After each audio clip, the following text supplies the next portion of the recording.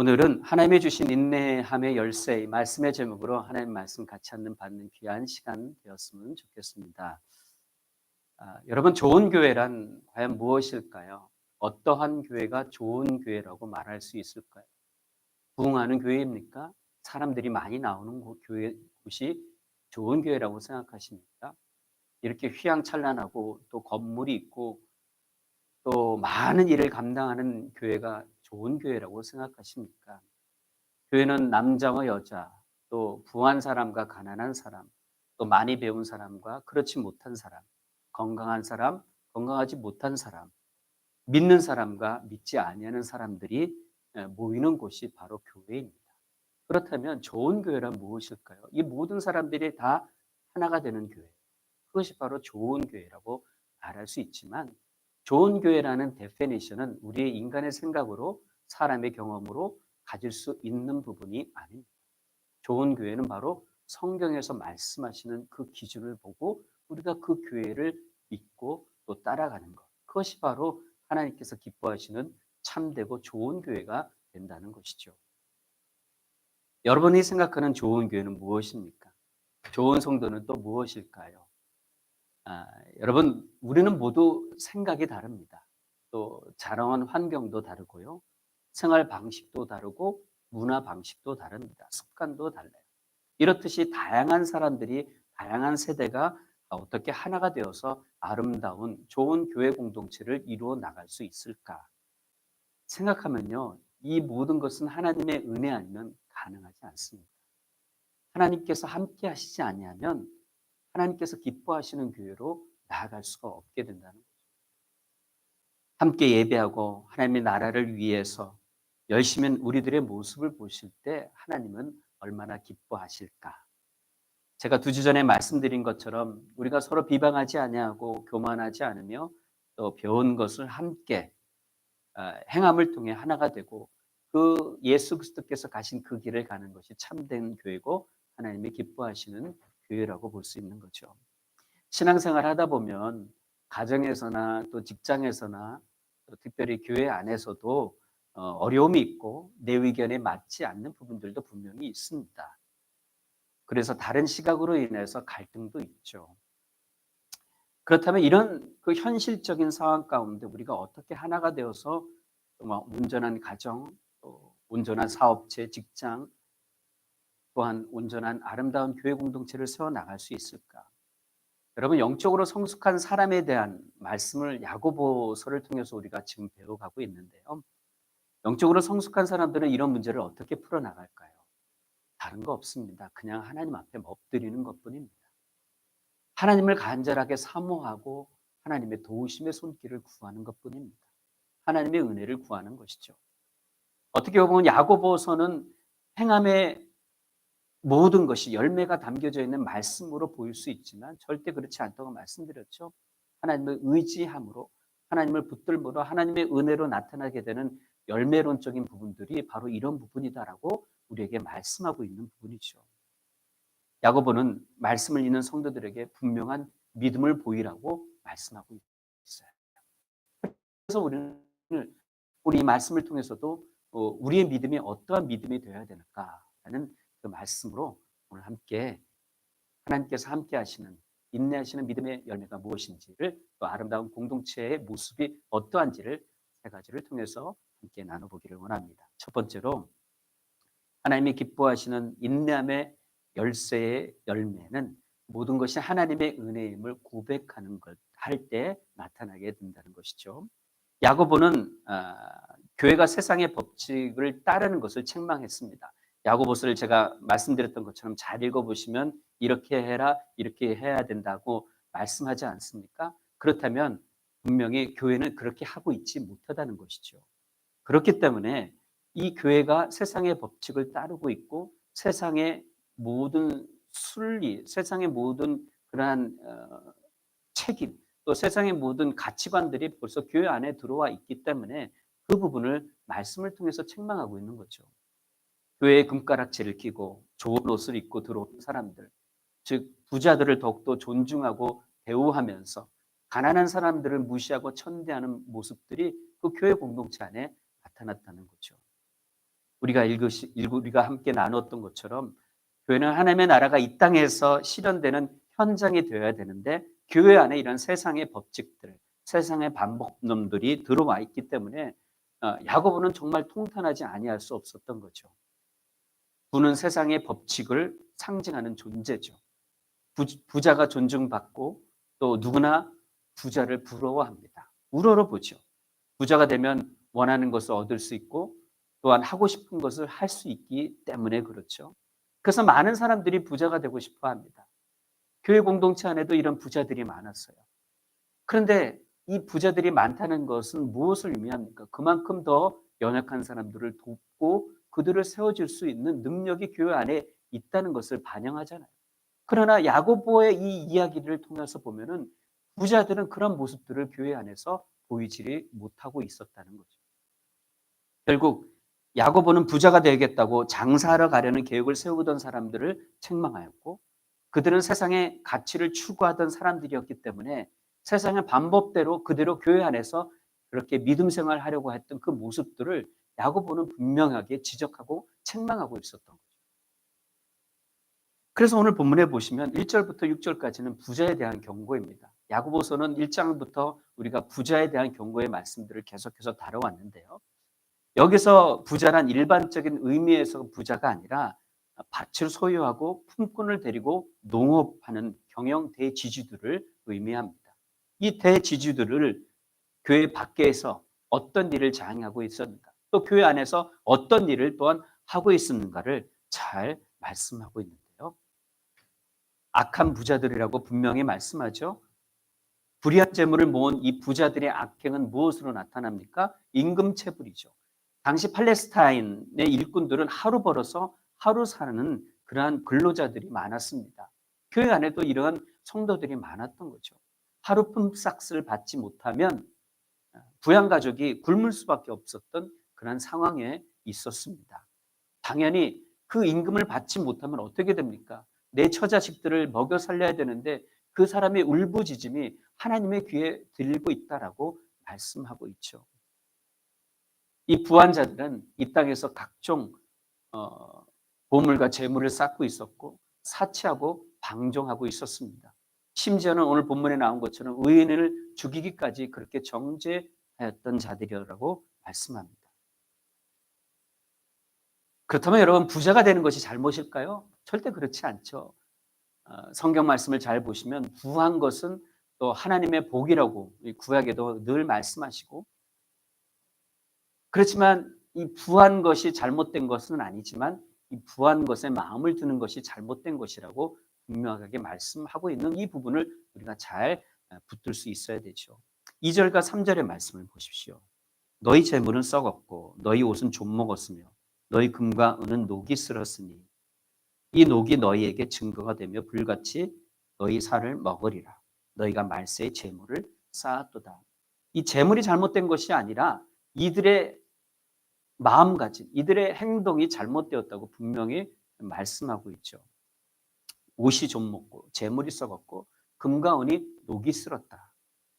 이 재물에 해당하는 헬라어 단어는 부자들이 마음을 쏟고 쏟고 있는 이 포괄적인 세상의 부유함을 뜻합니다. 교회 안에서도 부자들이 부한 자들이 이 세상의 방법대로 세상의 부유함을 그대로 가지고 교회에서 교회 성도들을 어렵게 알고 힘들게 만들고 있다는 거죠. 그래서 이 재물은 잘못된 것이 아니지만 재물에 대한 마음이 잘못되었다. 그 마음이 어떻게 잘못됐다고 나옵니까? 쌓아두고 있다는 거죠. 쌓아두고 있는.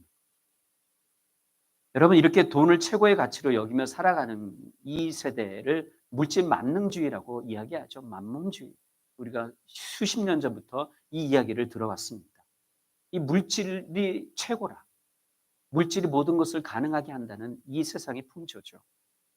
안타깝게도 우리는 예수 믿는 사람들이 점점 늘어나고 있을까요? 아니면 그렇지 않을까요? 한국 교인들의 통계들을 보면 1,000만이라는 그런 예수 믿는 사람들이 교회 다니는 사람들이 있다고 하는데 계속적으로 줄어들어서 요즘엔 500만, 600만 정도로 줄어들었다는 통계를 본 적이 있습니다. 자 그러면 무슨 의미가 될까요? 이 말씀, 이 통계들이 어떤 의미로 우리에게 다가오게 될까요? 이 500만, 600만이나 되는 수많은 크리스천들 가운데 부한 사람들은 또 얼마나 많이 있을까? 실제로 많은 사람들이 돈이 곧 힘이라고 말합니다. 예수 믿는 사람들도 돈이 곧 힘이라고 말하는 사람들이 많습니다. 그래서 돈이면 안 되는 것이 없는 것처럼 행동하는 부분들이 있습니다. 교회 안에서도 마찬가지죠. 돈이 좀 많으면 막 그 사람들을 높여주려 하고 우러러보고 그런 부분이죠.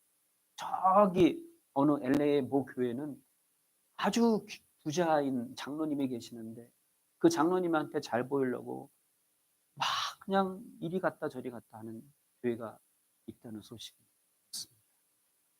아, 참으로 그런 소식들을 들을 때마다 참 마음이 안타깝습니다. 과연 교회란 무엇입니까? 교회가 정말 세상 앞에서 정말 다르다는 모습들을 예수 믿지 않는 사람들한테 보여줘야 함에도 불구하고 저들이나 우리나 똑같은 삶을 살아가고 있다는 것을 우리들이 알게 모르게 보여주기 시작한다면 교회가 그런 부분 때문에 어, 예수 믿지 않는 사람들에게 상처를 주고 있다면 정말 우리가 회개해야 된다. 돈이 많은 사람이 잘 사는 사람이고 성공한 사람이라고 평가하는 것.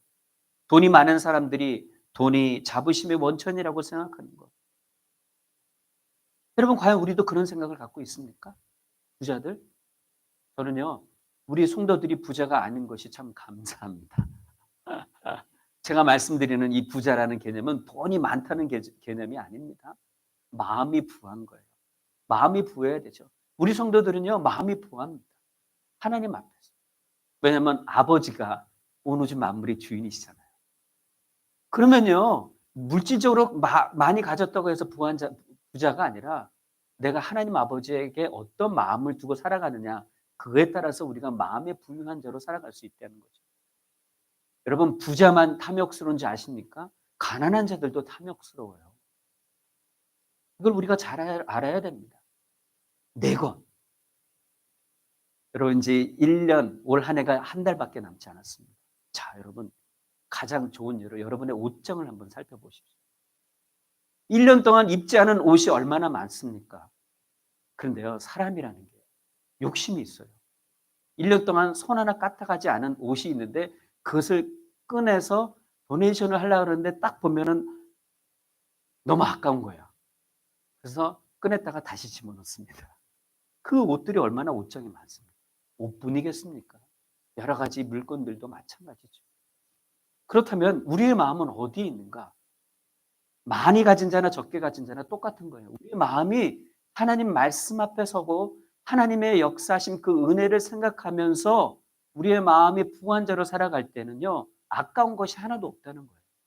왜냐하면 우리 아버지 하나님께서 채워주시고 또 우리 아버지 하나님께서 오늘 주 만물의 가장 부한 우리 아버지 하나님이 되시기 때문이죠. 여러분 금과 은혜는 녹이 슬었다는 표현이 있죠. 금과 은은 녹이 슬지 않습니다. 금과 은이 녹이 슬었다는 것은 마치 사용되지 않는 어떤 깊은 곳에 묻혀 있거나 창고에 박혀 있는 그 상태를 상징적으로 표현하는 것이죠. 영화를 보면 특별히 서부 개척 영화를 보면은 이 그물 캐러들 많이 예전에 개척 영화에 보면 개척 시대에 보면 많이들 왔잖아요. 캐기 전에는 그것은 그냥 돌덩어리에 불과했었습니다. 그랬는데 캐고 난 후에 그것을 가꿨더니 그것을 다듬었더니 금이 된 것이죠. 귀한 것이 된 것이죠. 가치 있는 것이 된 거죠. 묻혀 있으면 쓸모없는 겁니다. 그러나 발견되어지고 사용되어지면 그것의 가치가 발휘를 하게 되는 거죠. 금과 은이 녹슬었다는 것은 묻혀 있다는 거예요. 자기 욕심을 위해서 꾹꾹꾹꾹 잠궈뒀다는 거죠. 그런데 왜 그것이 죄가 되느냐? 오늘 야고보는 분명히 그 꾹꾹 감춰둔 그 모습 가운데 인간의 탐욕스러운 욕심들이 함께 감춰져 있다라고 말씀하고 있는 거죠. 특별히 4절의 말씀을 보니까 보라 너희 밭에 추수한 품꾼에게 주지 아니한 삭시 소리 지르며 추수한 자의 우는 소리가 만군의 주의 귀에 들렸느니라. 그들의 방법이 악하다는 거예요. 불을 쌓는 방법이 악한 것이에요. 추수한 품꾼에게 돈을 주지 않고 싹쓸 주지 않고, 그리고 또 어떻습니까? 6절에 보시면 너희가 옳은 자를 정죄하였도다 또 죽였도다. 의인 바른 사람들을 재물 때문에, 욕심 때문에, 삶의 목적 때문에 수단과 방법을 가리지 아니하고 자기가 모으기 위해서 이런 온갖 불의한 방법들을 다 동원했다. 결국 그 일들이, 그 악행들이 하나님의 귀에 들렸다라고 분명히 말씀하고 있습니다.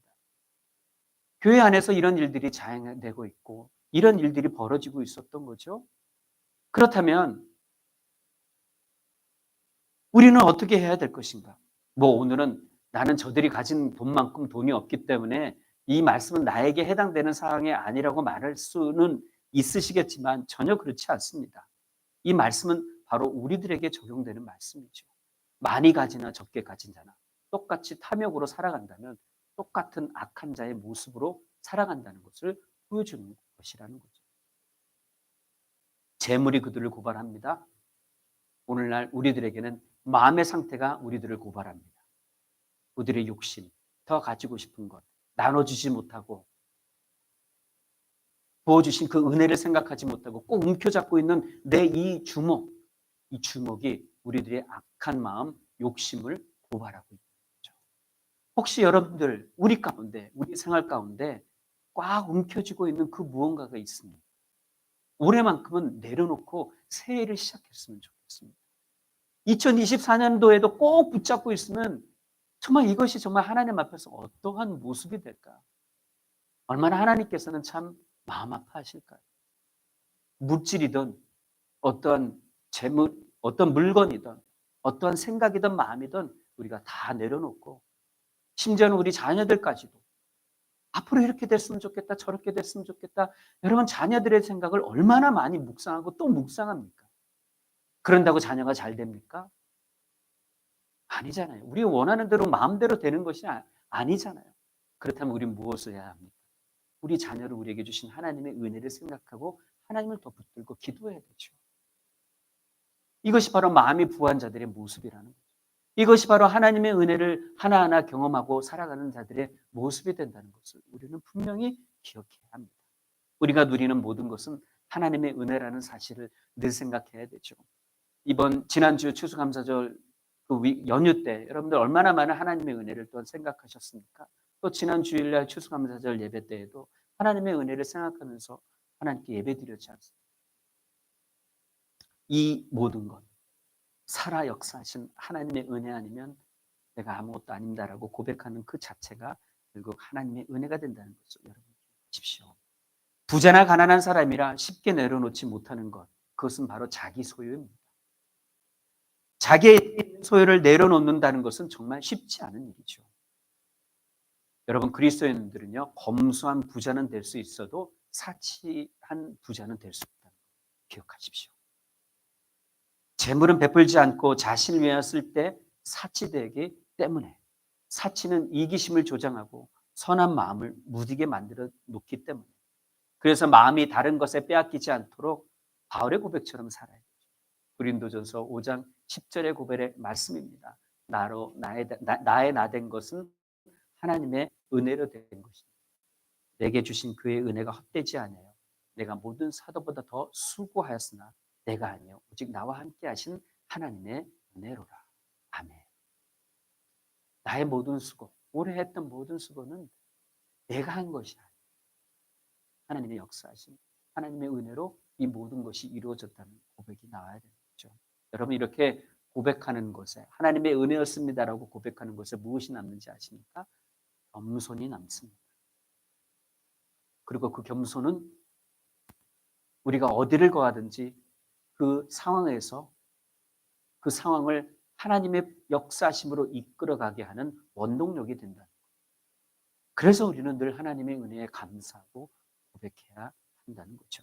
사랑하는 성도 여러분, 재물도 건강도 또 우리 교회 더웨이 처치도 주신 직분도 부족하지만 하나님께서 허락해 주신 그 은혜라고 생각하시고 하나님의 나라를 위해서 또 아름다운 공동체를 위해서 하나님께서 기뻐하시는 참 삶의 모습들을 위해서 바라보고 열심히를 다하라고 수고하라고 주신 은혜의 선물임을 기억하시고 하나님께 나아가시는 거룩한 하나님의 종들 되기를 간절히 축원합니다. 두 번째로는요. 하나님이 주신 그 인내함의 열쇠를 온전하게 열매를 맺고 살아가기 위해서는 주의 날을 소망하며 살아야 합니다. 7절과 8절의 말씀을 보십시오. 그러므로 형제들아 주의 강림하시기까지 길이 참으라. 보라 농부가 땅에서 나는 귀한 열매를 바라고 길이 참아 이른 비와 늦은 비를 기다리나니 너희도 길이 참고 마음을 굳게 하라. 주의 강림이 가까우니라. 이런 사람이 가장 어렵고 힘든 관계가 어디서부터 시작되냐면 무시하는 것 시작돼요. 차별하는 거죠. 차별. 우리가 여러분 미국에 이민 와서 수많은 인종차별을 또한 겪습니다. 특별히 서부는 그렇게 많이 겪지는 않는데 이런 중부나 동부 또 백인들이 많이 사는 곳에 보면 인종차별을 너무나 많이 겪었다는 소리를 들었습니다. 그러면 우리만 그렇게 인종차별을 겪을까요? 우리는 인종차별을 안 할까요? 어찌 보면요. 우리 한국 분들이 인종차별을 더 할지도 모릅니다. 정말 그래요. 저 멀리 한국에 갈 필요가 없어요. 우리가 이 땅에서 살아가는 가운데 우리 히스패닉 분들에게 어떻게 대하고 있는가. 그런 부분들을 보면 더 쉽게 잘 우리들의 모습이 어떠한지를 볼 수 있습니다. 이런 부한 것과 가난한 것, 가뜩이나 가난한 것에 대해서 마음 아파 죽겠는데 부한 자들은 그냥 떵떵거리면서 살고 악한 일을 했는데도 하나님께서 아무 일도 안 하시는 것처럼 그들의 죄를 하나님께서 묻지도 않으시는 것처럼 보이고 더군다나 교회 안에서 차별이 일어나고 마음 아픈 거예요. 화가 난 거죠. 하나님이 정말 살아계시는가. 근데 야고보는 그런 상황 가운데 있는 사람들에게 뭐라고 말씀합니까? 참으라는 거예요. 길이 참으라. 끝까지 참으라는 거죠. 주께서 가까우시니라. 주께서 오실 때가 다 되었다. 그때보다는 지금이 더 주께서 가까우실 때가 더 되었겠죠. 벌써 수천 년이 지났으니까요. 이 의미는 어떻게 우리가 받아들여야 되느냐? 내일 오실 것처럼 그런 믿음으로 살아가라는 거죠. 예수님께서 오실 것처럼. 주님께서 강림하시기까지 길이 참으라. 여러분 한 가지 목적, 한 가지 표대를 향하여 달려가는 공동체는요. 능력이 있습니다. 힘이 있어요. 세상에 어떤 것도 막을 수 없습니다. Purpose Driven Church라는 책을 썼던 워런 목사님의 세르백 철치 그 책이 굉장히 큰 베스트셀러가 되었죠. 지금도 많이 팔리고 있어요. 이 말씀의 의미는 무엇입니까? 교회는 목표 지향적이어야 된다는 거죠. 그 목표는 바로 예수 그리스도입니다. 예수 그리스도 지향적으로 교회가 나아가야 된다는 거죠. 예수님에 대한 참 소망을 가지면 예수님께서 다시 오실 것이라는 강림하시기까지 길이 참으라. 무슨 의미예요? 예수님에 대한 소망을 가지고 살아가라는 의미잖아요. 예수님께서 우리와 함께하고 계시고 예수님만이 우리의 모든 것 되신다는 것을 마음속으로 소망하며 살아가는 자들, 교회는 자연스럽게 올바른 교회가 되고 모든 것을 힘을 쏟을 수 있게 된다는 거죠. 여러분 그런 부분들을 경험하셨지 않습니까? 선교를 가야 되는데 1주 혹은 2주 동안 선교를 가거나 혹은 뭐 1박 2일, 2박 3일로 선교를 갈 때 전혀 모르는 분들하고 같이 선교를 갈 때가 있었지 않습니까? 그럴 때 서먹서먹하고 그 말도 붙이기가 어려웠는데 한 1주, 2주 동안 갔다 오다 보니까 너무 친해진 거예요. 왜 그래요? 한 공동체가 되었기 때문이죠. 한 목표를 두고 선교 사역을 감당했기 때문이죠. 그래도 저 형제가 내 형제가 되고 내 자매가 되고 그래서 도와주고 기도하고 어렵지 않도록 좀 몸이 아프면 어떻게 아프냐 어떻게 해서든지 빨리 나을 수 있도록 기도해주고 그런 부분들이 선교 사역을 하면서 우리가 경험해 왔지 않습니까? 마찬가지로 교회도 이런 온전한 목표가 있어야 돼요. 교회뿐만이 아닙니다. 가정도 마찬가지예요. 사업하는 것도 마찬가지입니다. 하나님의 나라를 위해서 또 예수 그리스도를 위해서 바로 이 모든 것을 우리에게 주셨다는 것을 생각하고 교회든 가정이든 사업체든 이 공부든 다 똑같다는 거죠. Purpose driven 가정, 사업체.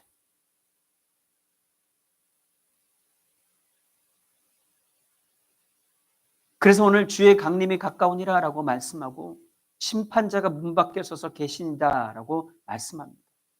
세상의 임박이 끝날 상황을 말하는데 바로 내일이 종말이라는 생각을 가지고 그런 믿음으로 나아가고 길이 참아야 된다고 말씀하고 있습니다. 예수 믿는 우리들은 예수님께서 다시 오시기를 속히 고대하는 자들이죠. 여러분 천국에 대한 소망을 가지고 살아가고 계시죠? 아멘. 예수님께서 다시 오실 것을 준비하며 살아야 합니다. 그것이 정말 우리들에게 필요한 거죠.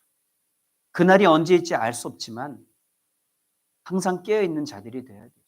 그래야 세상에 의미 없는 일들에 집착하지 않습니다. 썩어 없어질 것들에 마음을 두지 않습니다. 욕심을 부리지 않습니다. 사람과의 관계도 마찬가지입니다. 그냥 나를 모함하거나 나를 힘들게 하는 사람들이 있다면 하하하하 넘어가면 되잖아요.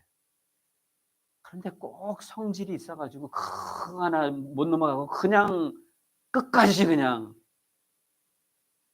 요즘엔 너 죽고 나 죽자가 아니라 너 죽고 나 살자로 막. 아니에요. 이러면 안 되죠. 그냥 넘어가는 겁니다. 그러면요. 넘어가는 그 순간에 하나님께서 은혜를 주신다니까요. 그래서 의미 없는 일들에 집착하지 않습니다. 아무 쓸모없는 일에 집착하지 않아요. 그리고 9절에서 뭐라고 말씀합니까? 형제들아 서로 원망하지 말라. 그리하여 심판을 면하라. 서로 원망하지 말라고 합니다. 인내하는 가운데 지쳐버리면 원망하는 마음이 생기잖아요. 약간 민감해지잖아요. 마음의 상태가 좋지 못하면 민감해집니다. 근데 누가 한번 살짝 건드리면 툭 터져버려요. 이스라엘 백성들 어떻습니까? 광야길에 가던 백성들 어때요? 3일을 먹고 마시지 못했습니다. 그들이 그들의 말에 무엇이 터집니까? 원망이 터집니다. 여러분 생각하면 아이고 저 사람들 어떻게 하나님을 직접 경험하면서 그런 원망을 하느냐. 여러분 이틀만 굶어보십시오. 하루만 굶어도 손이 덜덜 떨리고 그렇다고 우리는 물을 마시잖아요. 물이라도 있잖아요. 근데 이스라엘 백성들이 3일 동안 마실 물도 없었어요. 당연히 그들의 상황을 이해할 만합니다. 3일 동안 아무것도 물도 못 마셨다면 우리들은 괜찮아요. 근데 연세 드신 분들은 또 우리 어린아이들이 오죽도 울며 불며 원망했겠습니까? 이것 좀 달라 저것 좀 달라 통닭이 날아간다 물이 보인다 막 충분히 이스라엘 백성들이 그런 마음의 상태가 나타날 만했다는 거죠. 그런데 왜 이 모습들을 보고 우리가 그들을 저치하지 않는지 아십니까? 그들의 모습이 우리들의 모습이 되기 때문이죠. 우리들은 하루만 그래도 아마 원망이 터져 나왔을 거예요.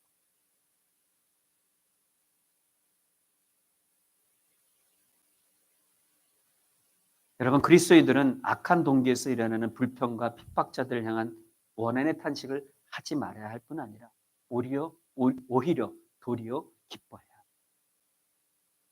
억울하십니까? 이것이 억울해요? 억울한 마음 들라고 하나님께서 우리에게 말씀하시는 줄 아십니까? 아니에요. 만약에 예수님께서 우리를 위해서 십자가에 못 박혀 죽으신 것이 억울하셨다면 우리가 이 자리에서 마음 편히 예배드릴 수 있었어요. 당신이 만드신 피조물로부터 그런 온갖 모욕과 수치를 조금이라도 참지 못하셨다면 우리는 지금 어떤 상황 가운데 있을까요? 정말 우리가 어떤 존재였는지를 바로 안다면 우리는 원망할 수가 없습니다. 우리들의 상태가 어떤 모습이었는지. 빌립보서 3장 14절에 표들을 향하여 그리스도 예수 안에서 하나님이 위에서 부르신 부름의 상을 위하여 쫓아가노라. 바울이 그런 고백을 하죠. 수많은 어려움, 고통, 환난 그런 가운데서도 그가 이겨낼 수 있고 승리할 수 있었던 것. 표대를 향해 그곳을 예수 그리스도를 보고 쫓아가. 그분이 가신 그 길을 갔다는 거죠. The way church. 그분이 가신 그 길을 가는 겁니다. 억울해도 소용없어요. 여러분 일단 발을 들여놓으셨기 때문에 여러분 억울해도 소용없습니다. 일단 오셨으면 같이 함께 교회 공동체의 모든 일원이 되셨으면 그분이 가신 그 길 불편하더라도 가는 거예요. 이처럼 예수 그리스도의 재림을 기다리면서 힘을 낼 수 있습니다. 그분이 다시 오실 것을 소망하면서 그분이 가신 그 길을 우리는 기쁨으로 갈 수 있다는 거죠.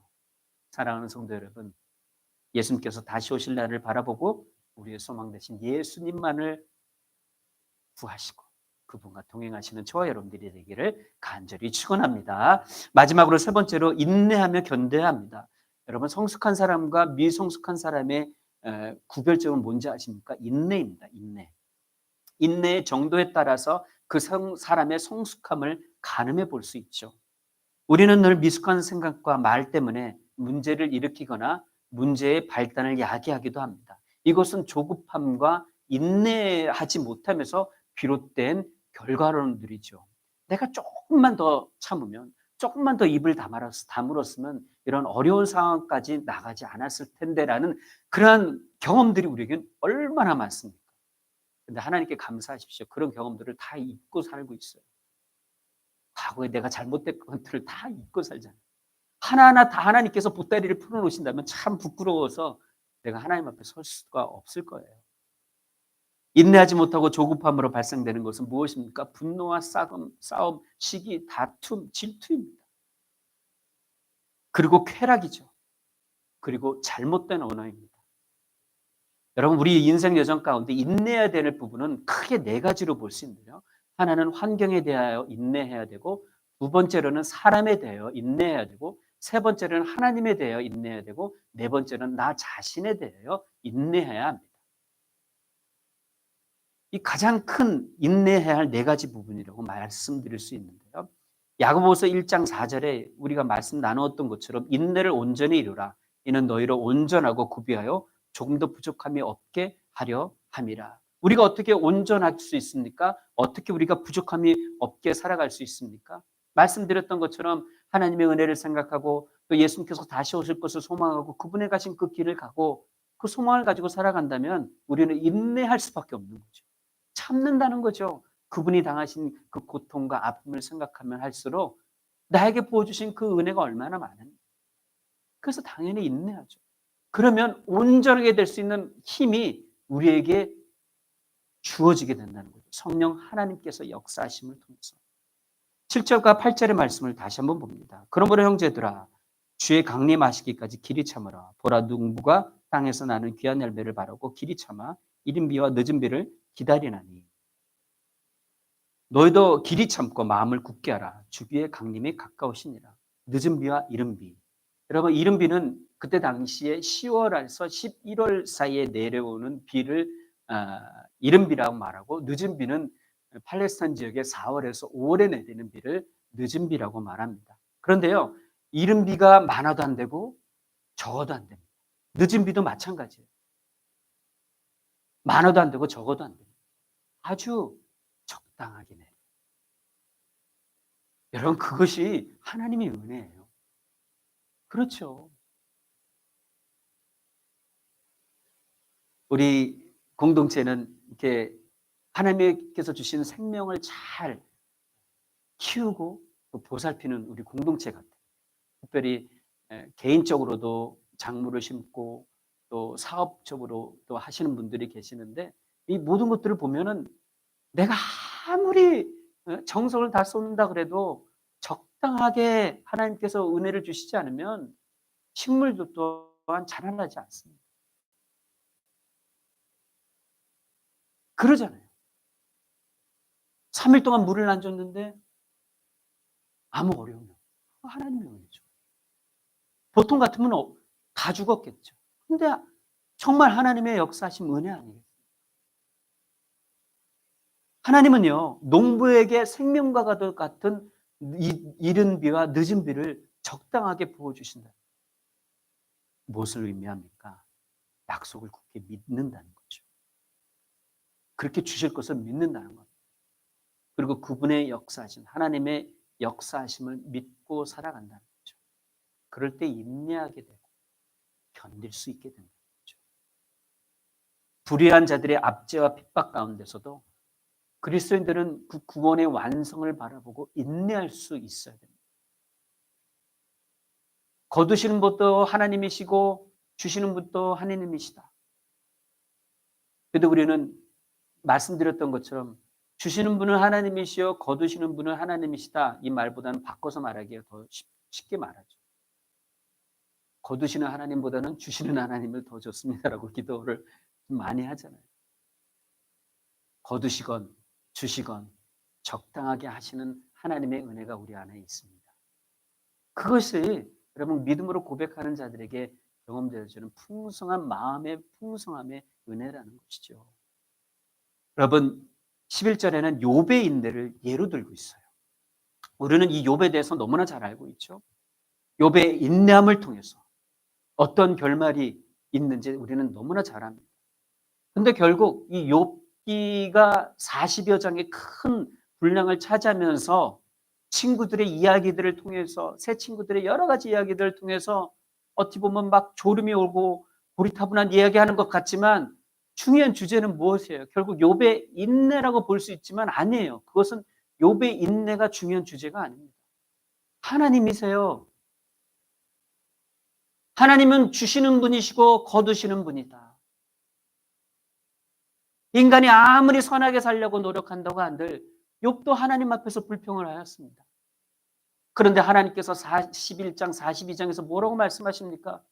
네가 경계선을 내가 권하는데 그걸 볼 수 있느냐? 이건 말 한마디로 끝이에요. 그분이 아버지 하나님이죠.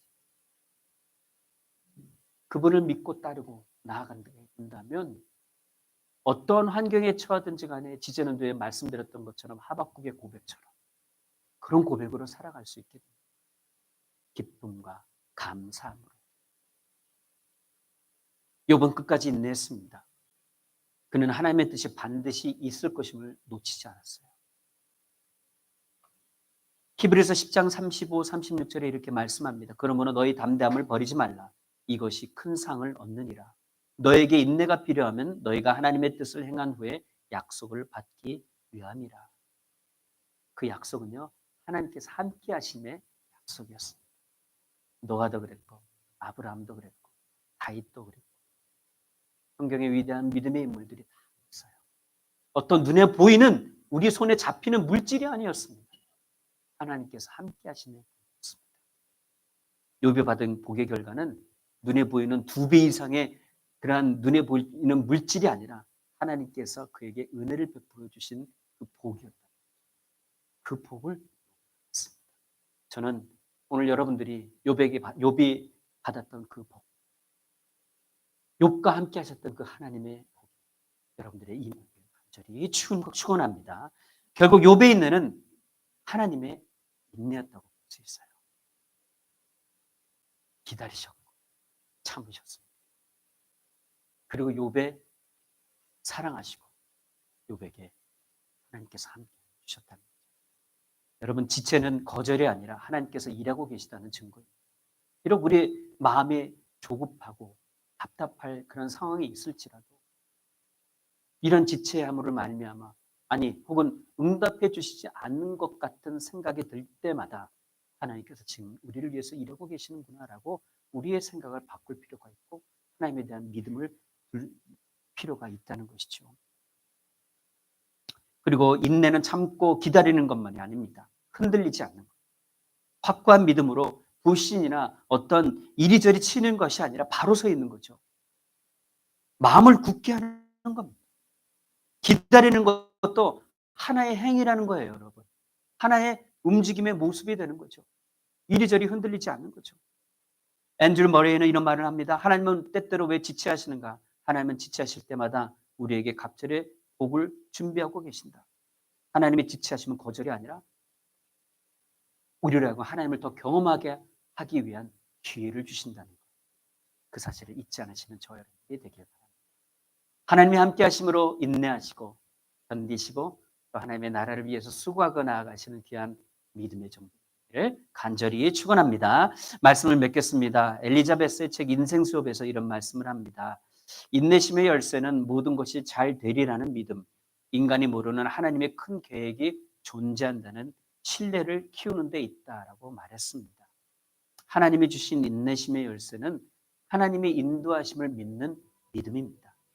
지금은 어려울지라도 잘 앞이 보이지 않을지라도 왜 우리가 계획했던 것이 더뎌질까라고 생각이 든다고 할지라도 그리고 그 모든 것을 이루시고 섭리하시는 분이 우리 아버지 하나님이시라는 것을 굳건하게 더 믿으십시오. 어찌 보면 하나님께서 이런 상황을 통해서 더 하나님을 의지하기를 원하시는 것인지도 모릅니다. 안개처럼 잘 보이지 않을지라도 하나님의 섭리와 계획하심, 인도해 주심의 역사 속에서 하나님을 바라보는 것이 바로 우리로 하여금 인내할 수 있게 만든다는 것을 여러분 기억하십시오. 환경을 바라보지 마십시오. 사람을 바라보지 마십시오.